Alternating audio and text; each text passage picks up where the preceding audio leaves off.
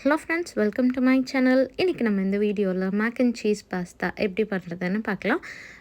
இன்னும் உங்களுக்கு க்ரீமியாக வேணும் அப்படின்னா நம்ம வந்துட்டு மில்க் ஆட் பண்ணும்போது இன்னும் கொஞ்சம் அடிஷ்னலாக மில்க் ஆட் பண்ணிக்கோங்க. நான் ப்ரியராகவே சொல்லிட்டேன். ஃபஸ்ட்டு வந்துட்டு வாட்டரை வந்து பாயில் பண்ணிக்கலாம். அந்த பாயிலிங் வாட்டரில் ஒரு ஃபியூ ட்ராப்ஸ் ஆயில் சேர்த்துட்டு சால்ட் வந்துட்டு நம்மளுக்கு ஒரு ஸ்பூன் போதும், ஒரு டேபிள் ஸ்பூன் ஆட் பண்ணிவிட்டு 1/2 கப் மேக்ரோனி எடுத்துருக்கேன். உங்களுக்கு எவ்வளோ மேக்ரோனி வேணுமோ அவ்வளோ ஆட் பண்ணிவிட்டு ஒரு 5 மினிட்ஸ் குக் பண்ணிக்கோங்க.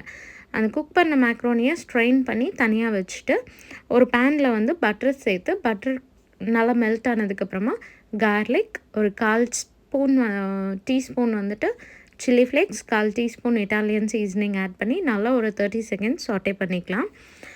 அந்த ஃப்ளேவர்ஸ் செம்மையாக இருக்குங்க. அதுக்கப்புறமா செஸ்வான் சாஸ் ஆட் பண்ணிக்கலாம். இது வந்து ஹோம்மேட் செஸ்வான் சாஸ் தான். உங்களுக்கு வீடியோ வேணும்னா கமெண்ட் பண்ணுங்கள், நான் அப்லோட் பண்ணுறேன். இது கூடவே வந்துட்டு ஆல் பர்பஸ் ஃப்ளோர் வந்துட்டு ஒரு ஸ்பூன் போட்டு மிக்ஸ் பண்ணிக்கலாம்.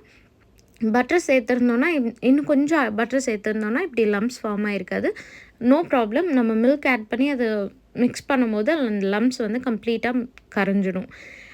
கரைஞ்சதுக்கப்புறம் நம்ம என்ன பண்ணலான்னா சீஸ் ஸ்லைசஸ் ஆட் பண்ணிக்கலாம். இல்லைன்னா வேறு உங்ககிட்ட என்ன சீஸ் இருக்கோ நீங்கள் அந்த சீஸ் ஆட் பண்ணிக்கோங்க. ஆட் பண்ணி அதை நல்லா மிக்ஸ் பண்ணிவிட்டு நம்ம குக் பண்ணி வச்சுருக்க மேக்ரோனி வந்து இது கூட போட்டு நல்லா மிக்ஸ் பண்ணிட்டோன்னா ஒரு டேஸ்டியான mac and cheese pasta ready. நீங்களும் ட்ரை பண்ணிட்டு எப்படி இருந்துச்சுன்னு கமெண்ட் பண்ணுங்கள். தேங்க்ஸ் ஃபார் வாட்சிங்.